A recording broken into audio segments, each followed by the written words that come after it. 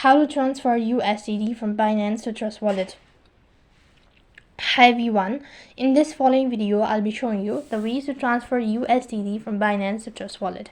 In order to do it, so you have to go ahead and log in into your Trust Wallet account. First of all, in order to copy the wallet address, and once you're logged into your Trust Wallet account, go ahead and tap on USDT. When you click on USDT and tap the receive button, then it's going to provide you with the link or a wallet address. Then copy the wallet address, exit out of your Trust Wallet, and then go to Binance or log in into your Binance account. You need to go ahead and tap the wallet icon located right at the bottom. This page you need to go to funds located right on top, and right on this page you need to go ahead and tap on transfer.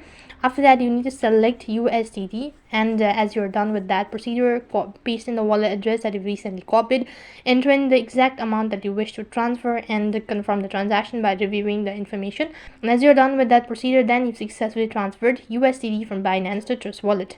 So in this way you can transfer. That is all for this video. I hope the video was helpful. Make sure to like, share and subscribe to our channel. Thank you for watching. See you in the next video.